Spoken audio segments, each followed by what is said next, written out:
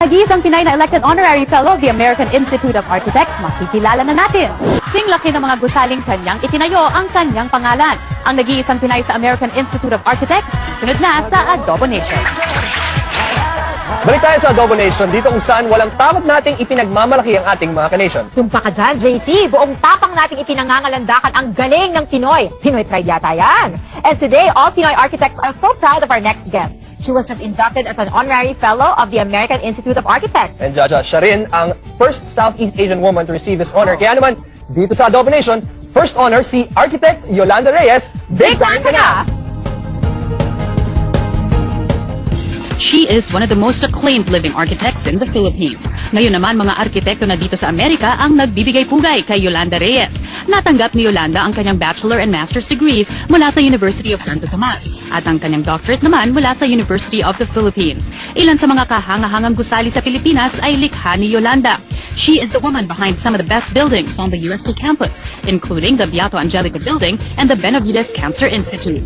She is internationally acclaimed. Yolanda is the first female chairman of Asia's most prestigious architectural association, and now an honorary fellow of the American Institute of Architects. Architect extraordinaire Yolanda Reyes, isa pang honor ang igagawad namin sa inyo. The honor of being big time ka na.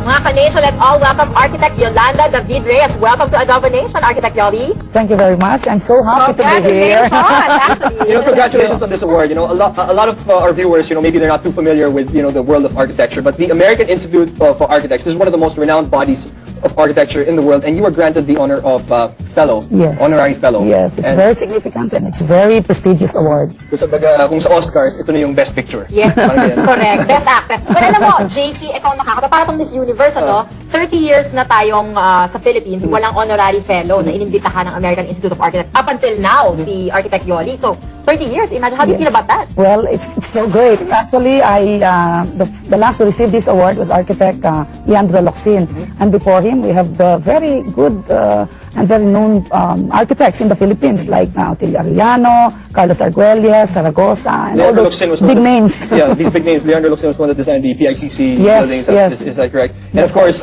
you are a fun fact here. In the last 150 years that they've been giving out these honors, you are only one of 9 women who have received it. And in 150 years, that's a very big deal. That's right. That's right. Wow. How do you get chosen for this? I mean, it's a collective. Bukod sa nakita natin lahat ng achievements niya at napakaganda niya. I mean, it's the culmination of your entire life's work, basically. Yes, it's a combination of, it's a totality actually, because I was president of the United Architects of the Philippines. I was dean of the UST College of Architecture for 9 years. And I was also the first lady chairman of the Architects Regional Council Asia, which is an association of architects with 17 member countries. And this included Japan, China, Vietnam, Malaysia, and all those I think countries in Asia. noticing, like, a lot of successful people in their field, it's because a lot of the members in their family also were doing that, whether it's sports or whatever. Your father, your brothers, they were either civil engineers, architects. So it was really in your blood, basically. Yes, yes. Actually, I was influenced with my surrounding when I was a child, but I didn't really get to decide what I will take up until my 4th year level. Because one of my brothers was telling me, it's a male-dominated profession. You might have a hard time, and they were quite worried for me. And but I pursued just the same, and I guess I made the right decision. Besides family, what is it about architecture that lured you into it? When I see my father going to projects, and eventually completing that project, I would say, oh, this is something very good because it's going to stay there for a long time. Yeah. So nakakatuwa kay Architect Yoli, pag nakita siya ng building, pag sinabi ng tao, ang ganda ng building, I made it. Big deal yun, di ba? One of your famous structures, of course, is the Calarwega Church in Tagaytay. Yes. A lot of people go to for weddings and things like that. They're very beautiful. And as well as some of the buildings in UST as well. Yeah, the UST Benavides Cancer Institute. And Yes, the BCI, yes. You BCI built that after surviving breast cancer. Would you like to tell us more about that? Yes, I had the cancer in 1992, and I did this like 3 years ago. So actually that's my 3rd building in the university campus, and but this one, it is something that I have to, because I was immersed in when I was having the chemotherapy and all that, so I want to I exactly know what I want to see if I were a patient again. You know, It must have been so emotional, your creation of that that building. you know, Yes, because, I want all to. your heart and soul really went was into there. this. And by the way, JC, kung hindi ka pa nakakapunta ng UST, the buildings are magnificent. Grabe. For me, it's one of the nicest, if not the nicest campus in the Philippines. It's very good because we have actually maintained the integrity of its historical significance. Definitely. The UST, because of isn't it, we have the main building, and then when I did my buildings there, the 3 buildings, I have incorporated the elements of the main building to this structure so that there would be a unity in the design of the buildings. Really feels like old Spain, you know, when yes, you're in there. And it's we good have to maintained preserve that. Have we been doing a good job in the Philippines preserving these architectural wonders of the past? Parang hindi ko alam kung naaalagaan natin yung mga lumang buildings. Well, we have been doing quite well in Intramuros because there is an Intramuros authority there, development authority. So it is being controlled, and so they have a say on the properties there. But outside, then it will depend on the owners if they want to preserve historical buildings. But somehow our NHI, National Historical Institute, is working on identifying buildings and trying to make sure that they are preserved or conserved. And, Kaya ganda-ganda bumisita bumiyaya sa mga ibang cities kasi they really preserve their heritage. Exactly. So I wish we could do that too. Actually, I'm curious about the green revolution nowadays in constructing buildings. Ano ba tong green revolution? What makes a building green? It's really something that interests me. All right, so green is not necessarily trees and all that. No, first it has to be.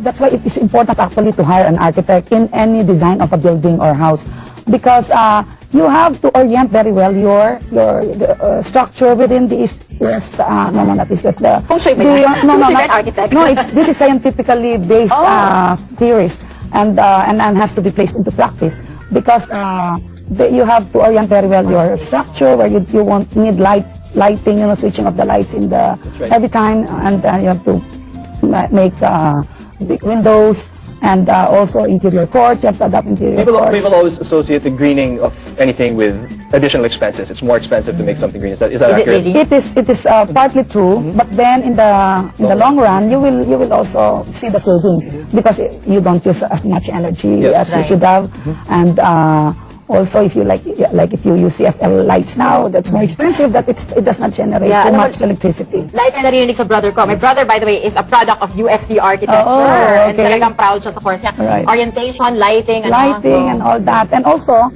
it could be very expensive also. If you want to put like a cistern which will cool your structure, or where you collect all the rainwater and recycle it, use it in the building again. These are on the onset they are expensive, but eventually it will be cost effective. Cost effective. You really know your craft very well, Yoli. I mean, all these decades of really, your devotion to architecture. With this award, I mean, this is why you are in the U.S.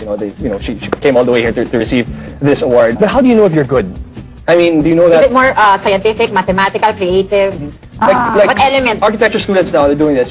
How do I know that I'm going to be good at this? Is it something that you practice and get better at, or is it natural talent, or? I think it's a combination of skill, talent, and luck.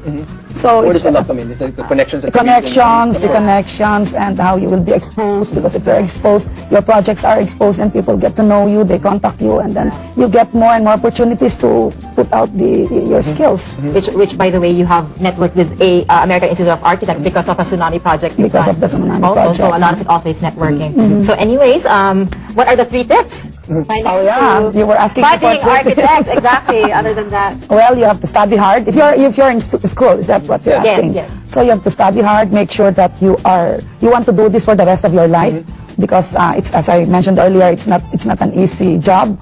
And make sure you study well your professional ethics in school, so that you can practice them when you are in the actual world. And what else? Make sure that you network with young people now, so that eventually when you grow old and you become architects and professionals, you have networks already in the different parts of the world. And that's regardless whether you're practicing here or in the States or in the Philippines. Because now we're now in a world of globalization, so to speak. There will be a borderless practice in the future. You will get projects everywhere. So that you will have connections already. Well, thank you very much, Yoli, and we are very proud of you as fellow Pinoys that you've made it there. I was one of only 9 women granted the Thank you so much for having me here. I'm happy to greet everybody in the States. Again, thank you and congratulations. Thank At you. bago tayo magpatuloy, patikim muna tayo. Huwag kayong aalis.